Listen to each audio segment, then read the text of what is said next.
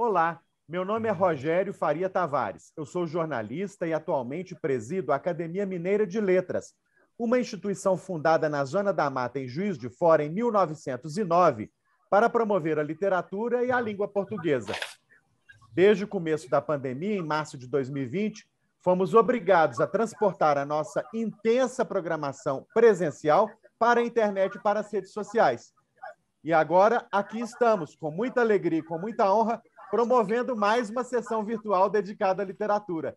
Desta vez, entrevistando uma exímia contadora de histórias, Paulina Chiziane, a vencedora do Prêmio Camões de 2021 e autora de livros fundamentais.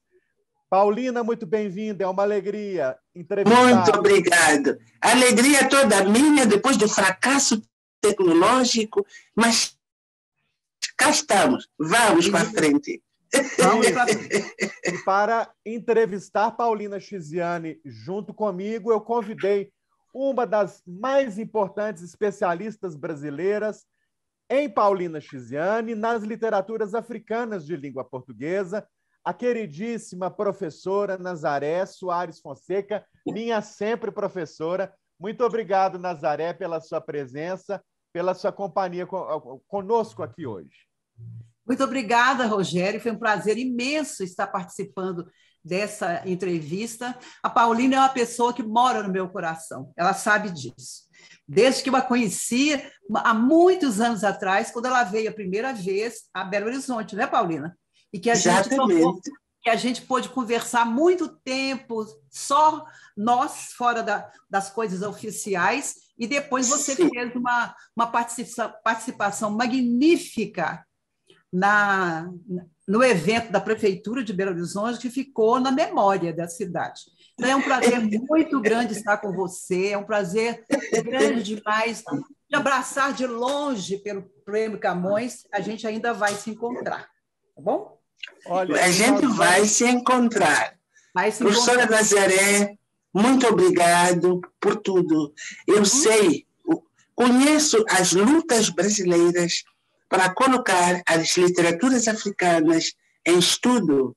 Exato. E eu, quando olho para o Brasil, eu vejo a professora Nazaré como aquela primeira imagem no Belo Horizonte. Eu era uma menina de cabelo pretinho, mais magrinha do que hoje.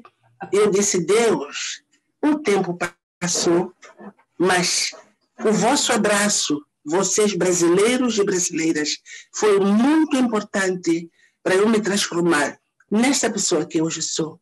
Professora Nazaré, muito obrigado. Não apenas assim em primeiro lugar, mas aos outros e outras estudiosas das nossas literaturas. Portanto, este prêmio é um prêmio que temos que compartilhar. É produto do vosso trabalho também. Muito obrigada. Que beleza. E a primeira pergunta da nossa entrevista, quem faz é a professora Nazaré. Isso, muito bem. Paulina, eu leio com muito prazer aquele texto magnífico que você publicou nesse livro aqui, que era Mulher em Moçambique, que eu gosto muito daquele texto, demais daquele texto, que você conta a sua história, as primeiras, a sua vida de menina, a sua vida de adolescente, até chegar ao momento em que você se torna escritora. Não é? As dificuldades inerentes a cada uma dessas etapas. Eu vou passar sobre essas etapas anteriores, porque elas podem ser lidas com muito gosto nesse livro magnífico, e eu queria perguntar para você quais são as influências que você acredita ao seu fazer literário. Assim, quando você tornou-se escritora, você queria seguir quais influências ou quais escritores e escritoras falavam mais de perto a você? E, se for possível, se você tem assim, livros que te influenciaram na sua tarefa de escritora, nesse caminho maravilhoso que você vem seguindo como escritora.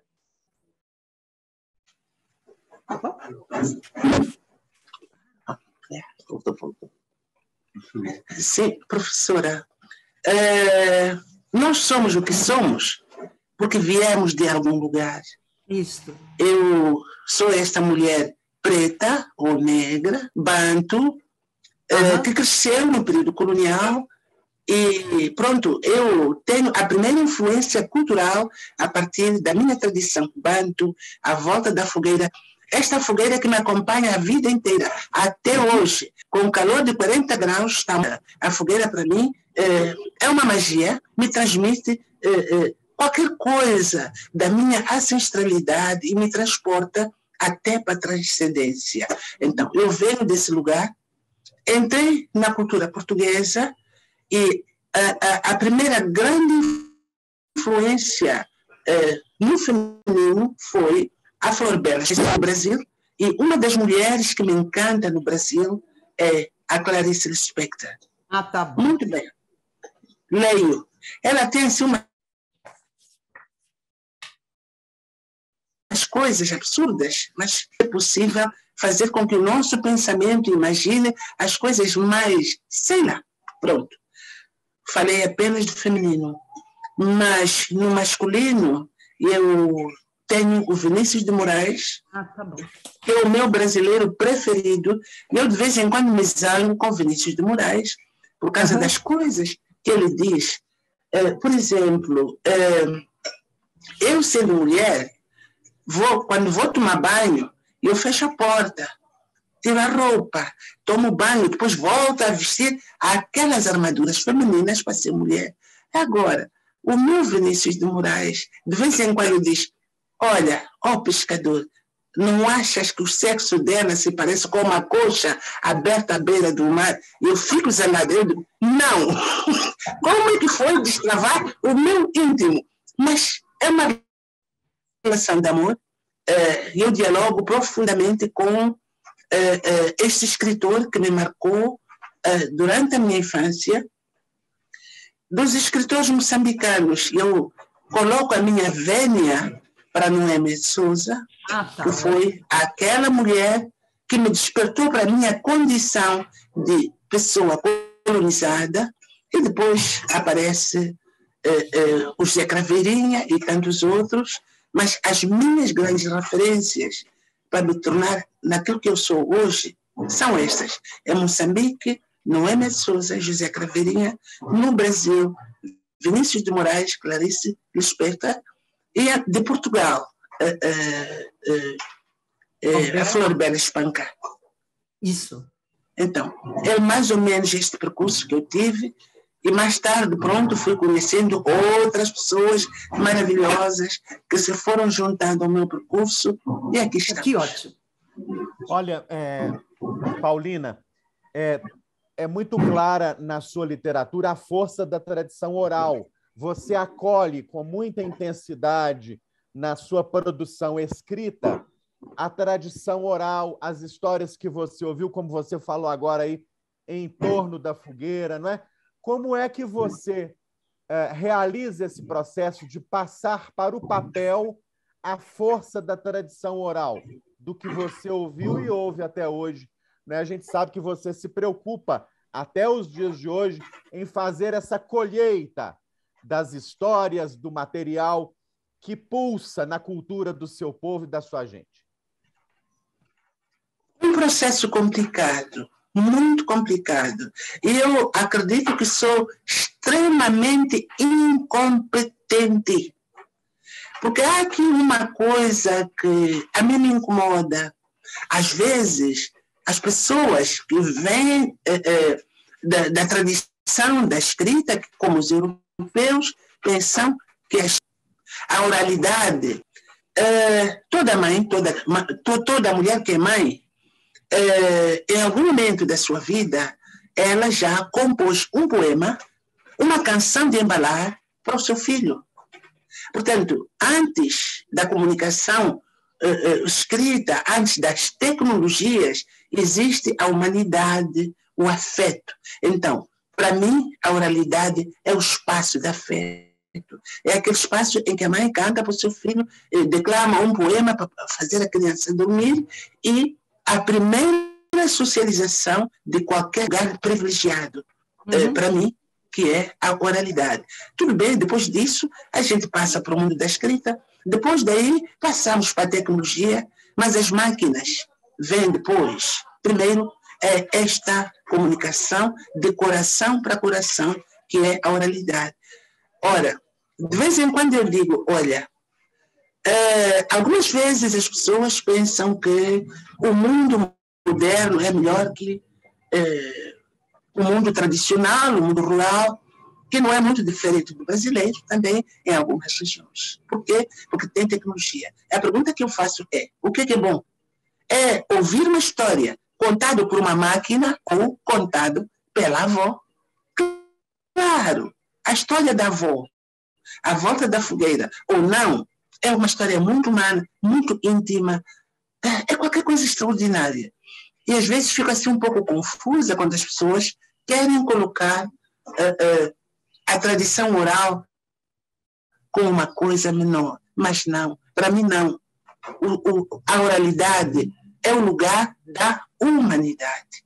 Eu olho para as coisas nesta perspectiva. Uhum. Ótimo, isso mesmo.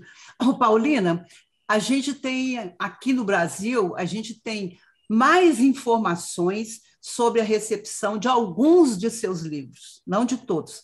A gente, por exemplo, lê muito, tem muita coisa escrita já, inclusive por nós, brasileiros, sobre a recepção do livro O Vento do Apocalipse e o Niquete, que é o livro, acho que ser o mais lido aqui no Brasil. Mas a gente fica muito curioso também para saber qual que foi a recepção em Moçambique do seu primeiro livro, do Balada do Amor ao Vento. Como é que foi a recepção entre os moçambicanos, entre as mulheres do seu país? Queria muito que você contasse isso para a gente. E qual que foi a inspiração que te levou a escrever esse livro inaugural da sua brilhante carreira? Senhora Nazaré, são histórias de mulheres mesmo. O que aconteceu, na verdade, eu estava na Zambésia, vivia lá, estava no segundo andar, de repente vejo uma confusão na rua, mulheres brigando, gente xingando uma outra, e eu fiquei atenta.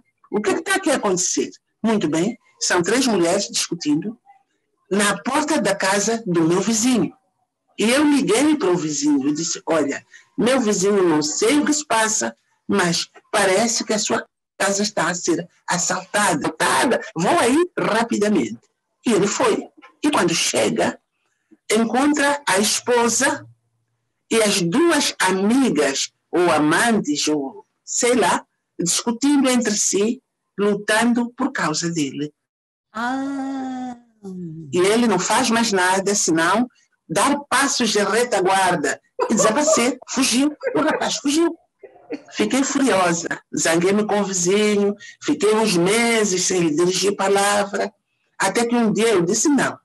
O que aconteceu? Pronto, trocamos impressões e quando eu dei por mim, eu já estava a escrever aqueles palavrões que eu ouvi daquelas mulheres. O livro começou assim.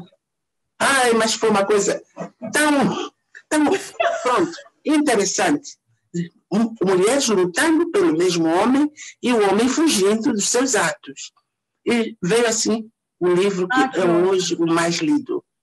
Que ótimo, que coisa boa. Que maravilha! Muito bem. Agora, eu queria que você falasse, Paulina, você falou agora da história do surgimento de Niquete, não é isso? Exatamente. Eu queria que você falasse um pouco da sua estreia com Balada de Amor ao Vento. Como é que foi publicar esta primeira história? Você já publicava contos na imprensa do seu país. Exato, sim. Mas a estreia em livro com Balada de Amor ao Vento e a recepção de Balada de Amor ao Vento pelas mulheres de Moçambique, pelos homens de Moçambique e depois pelos leitores de fora do seu país. Como é que foi essa estreia? Não foi fácil. Não foi. E vou ser muito franca. Eu venho de um país que tinha sido colonizado por Portugal e a independência era uma coisa recente. Na nossa literatura moçambicana, nós podemos ver alguma hierarquia. Isto é, as primeiras escritoras eram brancas, depois vieram as mulatas e, finalmente, as negras, como eu, Alina Magaia, e outras pessoas que escreveram uma e outra coisa e não continuaram. Então, era um período de muitos preconceitos raciais, muitos preconceitos sexistas, isso. Porque para muitos a mulher só podia escrever alguns poemas, umas cantigas de embalar, coisas pequenas, e a mulher não era vista, sobretudo a mulher negra, não era vista como alguém que pudesse desafiar o papel e criar um pensamento ou qualquer coisa dessa natureza. O livro saiu. A recepção em Moçambique foi péssima. Daqueles que estão ligados aos cânones, às academias, etc. Mas quem é essa Paulina? O que ela julga que é essa história de certeza? Que é a história dos amores dela? Olha que a literatura não é espaço para frustrações amorosas. Ai, meu Deus, ouvi assim umas 1000 cantigas feias. Não foram dos brancos. Nota bem, eu quero deixar isso muito bem frisado. Não foram os brancos que disseram isso. Foram os pretos como eu que achavam que uma mulher preta não estava em condições de publicar um livro. E qual é o meu espanto?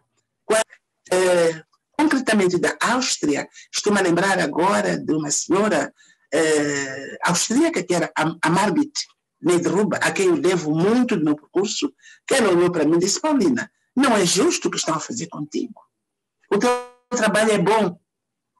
E, a partir dela, eu começo a percorrer o caminho da Europa até chegar à editora Caminho. Isto é, deixando claro, os pretos nunca aceitaram o meu trabalho. Se eu conseguir caminhar, é porque pessoas de outros continentes e de outras raças apostaram em mim. E não eram pretas, não eram africanas, eram europeias. Passado algum tempo, entro em contato com a Caminho, que é a minha editora agora, e chego até o Brasil. O meu percurso começa a ser um pouco maior, um pouco mais respeitado a partir de fora do meu próprio país. Eu faço esse sublinhado porque algumas vezes nós, como seres humanos que somos, também criamos fantasmas e elefantes inexistentes. Um deles chama-se raça. O facto de alguém ser negro como eu não significa que está de acordo com o meu desenvolvimento. E eu digo, hoje eu recebi o abraço do mundo inteiro, de todas as raças, coisa que no princípio eu não recebi no meu país. Eu pergunto, mas como? Se estou em África, em Moçambique, um país de maioria negra, como é que os próprios negros não foram capazes de me dar aquele abraço que eu precisava no momento da necessidade? Recebi este abraço de outras pessoas, de outros espaços geográficos, de outras raças e nacionalidades aí por diante. Em relação a esse assunto, eu gostaria de vincar ou fixar esta ideia. Uma coisa é humanidade. A mim não me interessa se o indivíduo é preto, se é branco, se é mestiço, se é chinês. Há sempre um ser humano no outro ser. Então, eu não posso ficar fechada e presa à minha raça, às minhas querelas do cotidiano, porque, afinal, se eu me junto a outras pessoas, posso conhecer um lugar maior, que é exatamente esta realidade que hoje conheço. Tenho um prêmio Camões, hoje sou considerada a personalidade da lusofonia do ano, e isso não é produto de uma raça, é produto de uma humanidade inteira. Deixem-me aproveitar esta oportunidade para agradecer a todas as pessoas que me acompanharam neste percurso. Não é apenas acompanhar, aqueles que me ampararam A professora Nazaré talvez não soubesse. Quando eu fui para Belo Horizonte, havia moçambicanos, pretos, que diziam: onde é que ela julga que vai? Saí. Encontrei outras pessoas que disseram: Paulina, podemos caminhar por aqui. Fui melhorando uma coisa e outra coisa, porque é justo também. Quem começa não consegue fazer um trabalho com perfeição. E eu precisei de professores, de amigos, de leitores, para me dar este abraço que, na altura, eu não encontrava no meu país. Por isso, a todos vocês, muito obrigada. Beleza. Professora Nazaré. Paulina, essa questão sobre a recepção dos seus livros em Moçambique, ela vai permanecer depois que você publicou os demais? Por exemplo, como é que foi recebido o 7º Juramento? Como é que foi recebido em Moçambique o Venço do Apocalipse e o Niquete, principalmente, que você falou que é o seu livro mais lido, não é? Então, o Niquete, eu acho que o Niquete marca, assim, confirma o seu lugar como grande escritora que você é. Mas, assim, eu queria saber também, por exemplo, quando você escreveu O Alegre Canto da Perdiz, que eu acho magnífico, é um livro, um romance que eu adoro demais também. Essa percepção dessas questões que você trazia na sua literatura começaram a ser melhor digeridas? Começaram a ser melhor entendidas no seu país? E aí eu gostaria que você concluísse falando quais são os motivos da grande virada que você dá na sua literatura com a publicação do Ngoma Yetu, que é o Curandeiro. Eu gostaria que você falasse como é que foi a recepção dos demais livros. Já muito falou bem. Obrigada, professora. Tá bom. Vou ser franca. Cada um dos meus livros foi uma luta. Sabia. Sobretudo em Moçambique. Uhum. Alguns disseram de forma aberta: Paulina, não traga feminismos para a literatura moçambicana. Olha que a literatura é um espaço nobre e tu estás a trazer os teus feminismos. Bem, no momento não liguei muito, continuei a trabalhar, o livro é editado em Portugal, portanto, a edição é feita em Portugal e foi aquele estrondo porque foi um best-seller.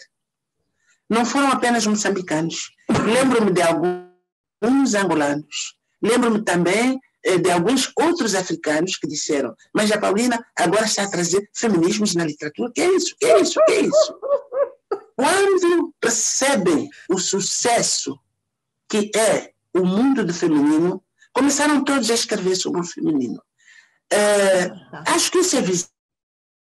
Que um livro que fala mesmo das mulheres com toda a profundidade é o Niquete, e a partir daí os escritores moçambicanos, angolanos, guinenses também começam a escrever sobre o feminino.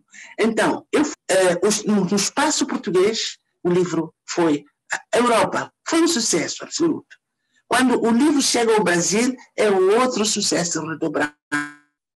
É quando disseram bem, o sucesso do Niquete é esta descoberta do feminino. Portanto, esse mundo que era proibido, cujas palavras eram todas proibidas, de repente começa a sair e, afinal de contas, as mulheres têm muita coisa para dizer.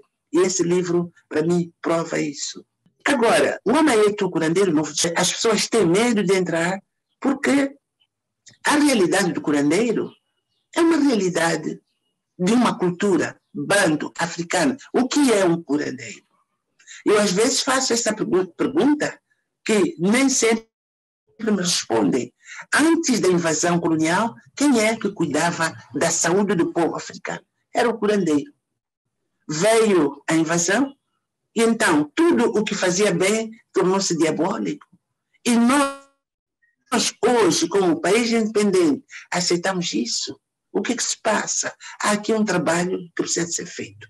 Ok, peguei num aspecto muito provocatório mesmo, colocar uma curandeira para fazer a interpretação do Novo Testamento segundo a cultura banto. Foi um trabalho extraordinário. Eu acho que sou uma mulher de muita sorte. Trabalhei com a Mariana Martins, que é uma curandeira, era de profissão, ela agora já está retirada dessa função.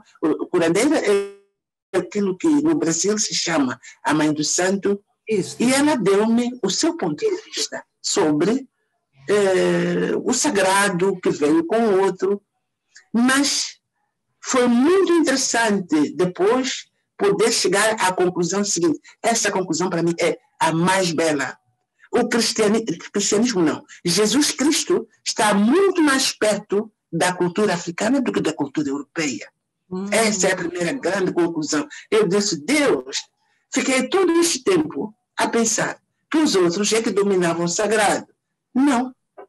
Os povos bantu, na sua sacralidade, ancestralidade, têm os seus signos, os seus símbolos, as suas crenças, que são crenças absolutamente humanas. E essa história do diabólico, do sagrado, são invenções coloniais, são fronteiras imaginárias que foram criadas pela cultura que quer dominar a outra. Então, a minha reivindicação agora é: eu, moçambicana, eu, africana, eu, negra, eu tenho que reivindicar a minha ancestralidade e o sagrado. Então, este livro é mais ou menos isto. Ainda não foi entendido em Moçambique.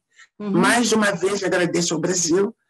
Tenho que agradecer a Iris Amâncio, que ela, como editora Nandiala, aceitou este desafio de colocar este livro nas mãos dos leitores brasileiros. Que ótimo, que bom. E é uma coisa interessante que acontece em Moçambique, para ir fazer o mestrado ou o doutoramento no Brasil. Aqui em Moçambique não lê, porque este livro é diabólico. E quando chegam ao Brasil, são obrigados a ler. E dizem, este livro afinal, é interessante, afinal era isto. E pronto. É uma contribuição que eu tentei dar para o conhecimento deste mundo que reclama urgentemente estudos. Eu sei que o Brasil é este país que está na vanguarda desse tipo de estudos. Este país, Moçambique, Angola, os países africanos, poder olhar para a sua ancestralidade como a base da sua própria dignidade. Então, fui fazendo essas pequenas e grandes coisas. Que ótimo, que maravilha. Foi muito bom. Olha, Paulina, você já disse em várias entrevistas que a sua vida é um produto de várias culturas, não é? Exato. Das culturas banto, né? Chope, Honga, e também da cultura portuguesa, naturalmente, né? Exatamente. Você já disse que é um resultado do encontro, do diálogo dessas várias culturas. Como é no seu coração, no seu sentimento, na sua história, realizar, na sua pele, realizar esse encontro de culturas?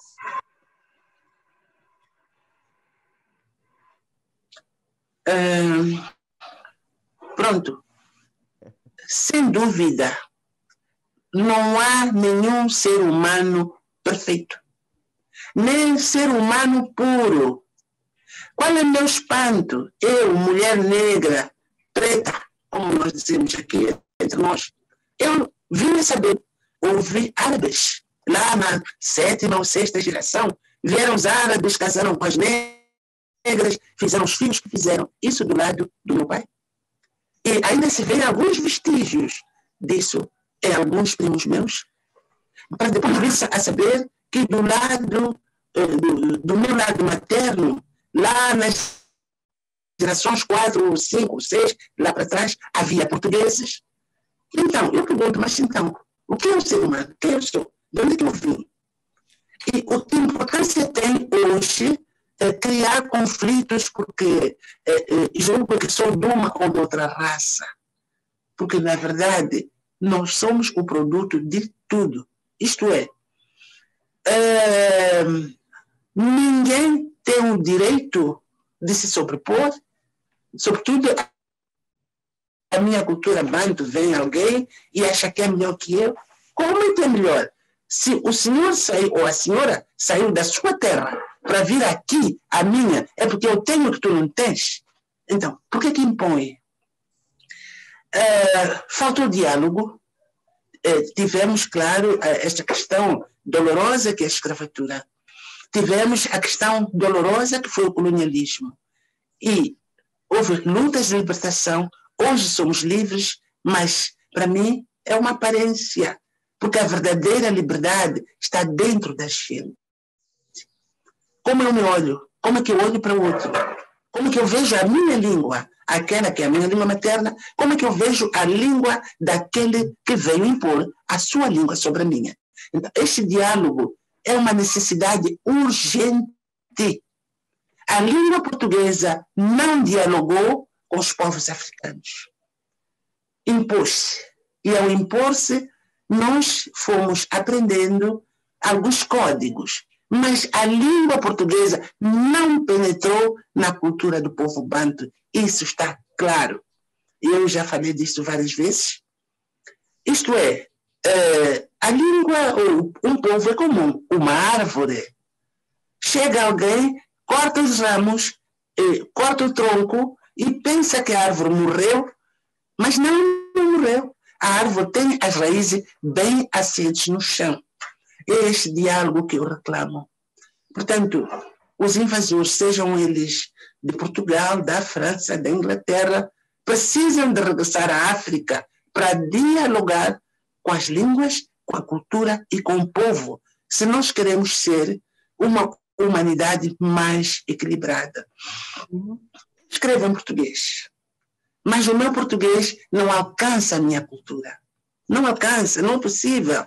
Toda língua é um repositório de cultura. O que os portugueses têm para dizer com a sua língua portuguesa, que eu aprendi, tudo bem, foi bom ter aprendido, mas não falam, os signos deles não penetram no meu mundo, porque se impuseram e não dialogaram. Então, o diálogo, eu acho que é esta etapa que tem que vir a partir de agora.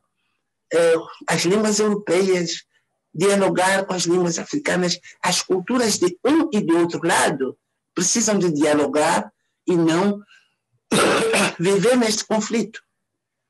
Às vezes dou um exemplo muito caricato, mas que facilmente podemos compreender. A nossa província moçambicana mais quente chama-se Tete. A temperatura daquele sítio são assim uns 40 e quase 50 graus. Ok. Quando as portuguesas ou as europeias chegaram, vinham armadas, o leque, o chapéu, as luvas, as botas, as meias, a saia, outra saia. E foram para Tete. Quando chegaram, encontraram um povo de tangas. E disseram, que imoralidade, que gente nua. Jesus, é gente sem civilização. Por quê? Não tem roupa. Passados uns minutos, faz um calor. Maria, pega o meu leque. Faz um calor. Pega o meu chapéu. E aos poucos as trocas foram acontecendo. Esta europeia, ou este europeu, começou a compreender que em Tete tem que se andar de tanga e não com os preconceitos da cultura que ele traz. Então, há um trabalho enorme que nós, negros, negras, que nós, humanos, europeus, seja quem for, temos que fazer. É preciso descolonizar as línguas, as culturas, tornar a humanidade um lugar mais próximo. E a minha felicidade foi poder participar, através da literatura, na criação deste diálogo, tendo o apoio de diferentes pessoas do país e do mundo, porque este é um diálogo necessário. Não há cultura superior, não há, nem inferior. Existem apenas culturas e povos. Agora, por que uns vão se sentir mais do que outros? E volto a repetir. O projeto colonial de desenraizamento foi muito bem sucedido, porque os negros moçambicanos hoje acham que o melhor modelo é aquele que vem do outro e não de si próprios.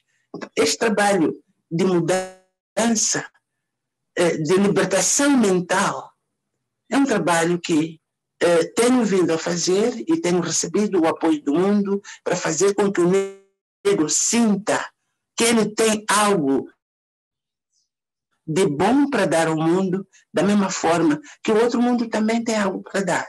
Precisamos de trocar, de dialogar para construirmos uma sociedade melhor. Que ótimo.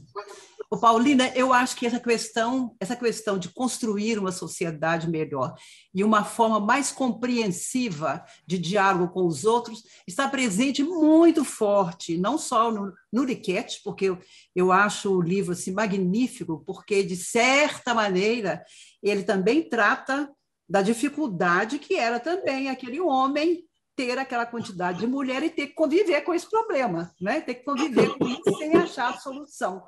Tanto é que a Rami é que vai, de certa maneira, encontrar uma solução de harmonia entre aquele mundo que era possível, que era o mundo das mulheres.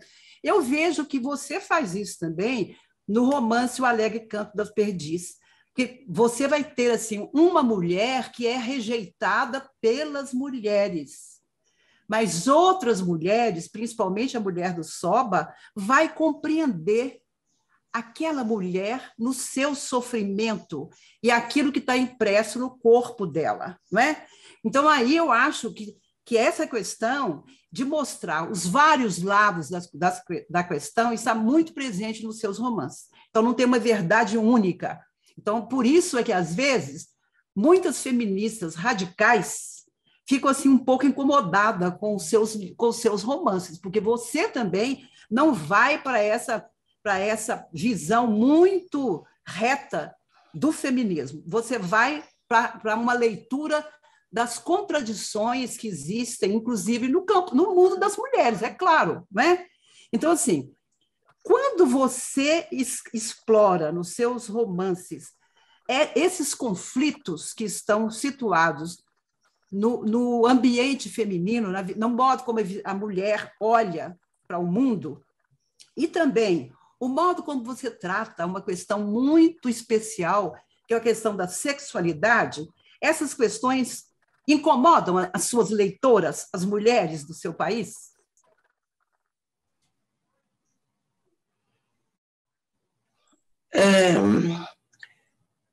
Não consegui ouvir bem a pergunta toda, mas vou tentar dizer algo sobre esse assunto. Nós, em África, enfermamos de alguma coisa como copiar modelos dos outros.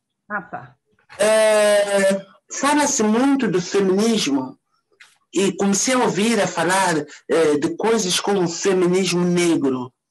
E eu hoje, mais adulta, já sou um pouco mais adulta, eu coloco a seguinte questão: será que a África conhece o seu feminino? Porque para se chegar ao feminismo é preciso conhecer o feminino. Isso. O que a África sabe? Fomos desenraizados, tratados como fomos tratados, as referências, muitas delas foram apagadas. Mas ainda existem vestígios a partir dos quais nós poderemos tentar tecer a nossa história. De vez em quando faço uma viagem pelo norte da África, onde encontramos a Cleópatra, o mundo, nesse tempo, guiava carros de guerra, etc. É uma mulher reverenciada, referenciada na história, é uma mulher imortal e é de África. Então, nós vamos para essa outra mulher que eu tanto admiro, chamada Rainha de Sabá. Uma negra, uma preta, que ofereceu 40 jumentos de ouro a um tipo chamado Salomão. E depois houve aquele casamento e tudo. Mas é muito interessante ver a história da Cleópatra, como ela é descrita. Dizem que o imperador Júlio César se apaixonou por ela. Eu acreditei nisto durante muito tempo. Ora, a senhora era poderosa, era dona do mundo. Quem é que se apaixonou por quem? E quem não se apaixonaria por ela? Porque toda a fortuna do mundo era sua. Mas os livros só falam desse lado sexista. Porque era linda e o Júlio César se apaixonou. Grande coisa. Ela era uma grande mulher. O que está escrito sobre a sua política, o seu trabalho, a sua governação? Nada. E o mesmo em relação à rainha de Sabá. O que sabemos dela é que ela foi oferecer o ouro àquele cavalheiro que se apaixonou por ela. Calma aí. Sim. Então, o que está essas grandes figuras femininas do continente africano? E há uma coisa que eu sempre digo com muito orgulho: a rainha de Sabá é uma negra, poderosa, mulher de todos os tempos, que até consta na Bíblia Sagrada. Mostra-me uma mulher europeia que tem o mesmo nível. Nenhuma. Então, sim, podemos conversar falando do mundo da mulher para conhecer um pouco mais a nossa ancestralidade feminina, para depois chegar ao feminismo. E este caso último do senhor Gaddafi, com a sua guarda de honra feminina, que teve as suas origens, e depois, pronto, o senhor Gaddafi achou que as pessoas mais dignas para guardá-lo eram mulheres, recuperando uma tradição africana muito antiga. Agora, se nós começamos a dizer que a mulher europeia é um modelo, a mulher americana é a seguir o feminismo extremista, o feminismo disso e daquilo, sem olhar para a nossa história, vamos nos perder mais uma vez. As mulheres africanas devem fazer, primeiro conhecer o seu feminino, para depois falar do seu feminismo. Ótimo. Porque há histórias que a gente encontra, por exemplo, eu gosto muito de ver a história dos Monomotapa, o Xangamire, que nós tivemos aqui entre nós. Ele chamava-se Xanga, e no tempo em que era Xanga, as mulheres eram guerreiras de carreira, eram militares de carreira. Decidiu aceitar o islamismo, aceitar o título de emir, por isso se chama Xangamire, porque ele converteu-se, então mandou todas as mulheres para a cozinha. Foi isso. Foi o que aconteceu. E o mesmo em relação a um outro Monomotapa, que é o Gatsa Russere, que decidiu ser cristão, batizado com o nome de Baltazar, e o cristianismo dele disse, não, o lugar da mulher é na cozinha. Então, ele vira Baltazar, coloca as mulheres que eram militares de carreira na cozinha. Então, quem são os europeus hoje para me vir falar da promoção da mulher, da emancipação da mulher, coisa que o continente africano tinha, mas que escapou por causa da dominação colonial, da dominação religiosa, e hoje querem me obrigar a aceitar os modelos dos outros países como receita para o meu feminino, para eu falar do feminismo deles. Não sei, alguma coisa... Ótimo.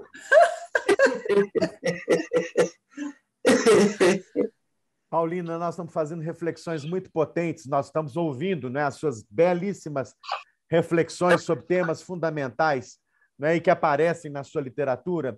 E eu queria te perguntar sobre algumas das suas memórias relativas à trajetória da sua biografia, sobretudo as memórias vinculadas à política, à atuação pública.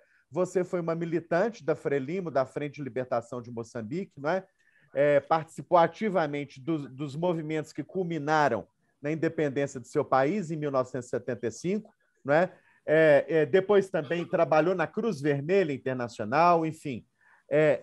Eu queria ouvir uma palavra sua sobre o que é a política na sua vida, não é? O que é esta dimensão de atuação na vida pública para Paulina Chiziane?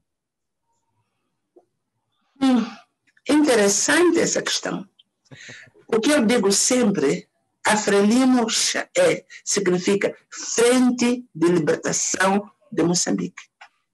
E na frente todos vão, todos são chamados. Depois da independência, este grupo profissionalizou-se e tornou-se um partido político. Ora, na frente eu vou Mas viver a vida pública como política, eu não sinto vocação nenhuma. Eu vou explicar por quê. Eu sou irreverente, eu de vez em quando sou desordeira, de vez em quando sou desobediente. Gosto de ter o pensamento livre. E então achei que o lugar da política como profissão e modo de vida não era meu lugar. Prefiro continuar a caminhar pelos campos e conversar com as pessoas comuns. O lugar comum é aquele que eu escolhi para mim. Então, o mundo das políticas públicas, embora seja muito importante, não é o meu mundo. O meu mundo é da liberdade e para onde eu quis deixar o meu pensamento livre, correndo. Imagina as coisas todas que eu fiz. Se eu estivesse ligado a um grupo, ou político, ou religioso, nem metade. Havia de ficar presa aos princípios disto e daquilo. Eu gosto da minha liberdade. Então, a minha busca permanente de liberdade foi o que me fez afastar-me de muitas coisas, não só da vida pública, política, mas mesmo considerados bem estabelecidos. Eu fujo desses grupos. Mesmo familiares meus, alguns que se juntam, porque isto é que é bom, isto é que é socialmente correto, eu saio desses grupos. E estou aí, caminhando que nem uma andorinha, de um lugar para o outro, e eu me sinto mais realizada assim. Que ótimo, que bom. Eu queria, agora, então, essa Paulina irreverente, essa Paulina que caminha com os próprios passos, essa Paulina que eu gosto imenso quando essa Paulina coloca a sua visão sobre essa imposição de ser uma escritora feminista. Gosto muito, Paulina, porque isso é muito importante, porque vai desarmando as armadilhas que muitas vezes as próprias feministas ou as próprias seguidoras desse feminismo podem colocar para a gente e para si também, não é? Então, eu gosto imenso de ouvir você falar sobre isso, e já ouvi você falar aqui no Brasil várias vezes sobre isso, para uma plateia de escritoras e de mulheres, antes de tudo. Eu queria saber de você se você sente que essa questão do feminino, mais assim dizer, a questão relacionada ao conhecer melhor as mulheres africanas, se essa questão tem progredido no seu país. Se tem progredido não só na universidade, mas se tem progredido entre as mulheres mesmo, delas quererem falar mais sobre o universo a que elas pertencem. Você falou que ouve as mulheres, então eu gostaria de saber se você ouve um andamento maior nessa busca por terem a sua vida, o seu lugar de mulher, mais conhecido, até por elas mesmas. Não consegui ouvir tudo, há aqui uma oscilação, mas eu preocupo-me em ouvir não só as mulheres, mas aquelas pessoas cuja voz é quase que proibida, isto é, ouvir um curandeiro, uma curandeira, são vozes que não são permitidas. É muito difícil encontrar um artigo na sua própria voz. Desses grupos, porque são, de certa maneira, grupos marginalizados, excluídos na sociedade. Então, eu gosto muito de fazer isso. Aquela minha vontade de aventurar-me por esses lugares considerados proibidos foi o que me levou a fazer algumas escritas de algumas coisas que as pessoas disseram: Jesus, Paulina, você vai escrever com uma curandeira? Olha que isso é diabólico da minha ancestralidade. Tenho ouvido as mulheres, não só, tenho ouvido também gente nova, qualquer pessoa que tem uma história bonita para contar, e quando eu tiver energia também e boa disposição para trabalhar nela, eu vou para a aventura. Já fiz muitas loucuras dessa natureza. Já entrei em bares, já entrei em lugares considerados proibidos. E o último livro que eu publiquei recentemente é A Voz do Cárcere. Eu entrei na prisão, nas prisões, e conversei com as pessoas. conversei com as mulheres que estão na prisão, querendo saber delas o que é para elas a vida, o mundo, que é uma voz. Quem está na prisão não tem a facilidade de comunicar-se com o mundo como qualquer outra pessoa. E, de fato, saiu um trabalho extraordinário, espantoso, que moveu-me. Eu senti-me muito mais humana como escritora, muito mais útil por ter ajudado aqueles que não têm voz a exprimir o seu sentimento para ser conhecido pelo mundo. Neste livro não trabalhei sozinha, porque é complicado. Eu disse logo, olha, eu, sendo mulher, prefiro trabalhar com mulheres. E fui procurar um outro escritor, filósofo, que ele foi trabalhar num setor masculino, porque eu disse, bem, de fato, quem está na prisão está por várias razões. Vamos supor que estarei diante de um violador de mulheres. Isso. Como é que eu vou reagir? Como é que eu vou interagir com esta pessoa? É preferível que seja um homem. Então, fomos construindo assim uma narrativa muito bonita, muito interessante e profundamente humana. E eu, neste momento, eu acho que tenho que agradecer muito a própria direção da prisão, que me deixou trabalhar, mas, acima de tudo, aos reclusos e às reclusas, homens ou mulheres, que me ensinaram a grande lição da vida.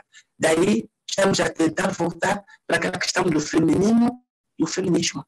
Isto é, ela tem 5 filhos, tem 6 filhos, ou mais, ou menos, mesmo que seja um. Há um mundo que se destrói completamente, porque o homem morreu na querela, em que o homem faz, a prisão de uma mulher é a prisão de uma sociedade. Há muitos filhos que ficam sem teto, mas a prisão do homem é diferente. Quando o homem é preso, a família sofre, porque não tem pão, porque não tem isto e aquilo, mas a família não se destrói, porque a todos para se manter no mesmo lugar. Essa, para mim, foi uma das melhores lições que eu aprendi com este trabalho. Isto é, a mulher é a pedra basilar na construção de qualquer sociedade. Depois fui ler coisas sobre a China, sobre a América, sobre, enfim, qualquer parte do mundo. A realidade é esta. A prisão de uma mulher é o desmoronamento de uma sociedade. A prisão de um homem é o sofrimento de uma família, mas a família se mantém. Então, a mulher é importante por isto. Muito bem, Paulina. Olha, a nossa conversa tem sido uma fonte muito rica de ótimas e potentes reflexões. Eu vou fazer agora a última pergunta para você, né? Aí, inspirado pela sua vitória no Prêmio Camões... E agora? Você me ouve? Estou ouvindo, agora sim. Sim. Ok. Eu quero, então, fazer agora a Paulina Chiziane a última pergunta da nossa conversa, da nossa entrevista. Né? Nós conversamos aqui hoje sobre temas muito importantes, enfim, sobre política, sobre o período colonial, sobre o tema do feminino, dos feminismos. Mas eu queria encerrar a nossa conversa, inspirado aí pela vitória de Paulina no Prêmio Camões, perguntando a Paulina sobre o que é a literatura na sua vida, que papel ela representa, enfim, que energia ela mobiliza no seu ser, não é? Para quê, por quê e movida por qual energia você escreve. Enfim, uma reflexão sua sobre a literatura na sua existência. Muito obrigado, professor. O que eu posso dizer, sem dúvida, é que a partir da literatura eu estou a fazer a negociação da minha identidade. É esse lugar a partir do qual eu digo, eu estou, eu existo, eu sou.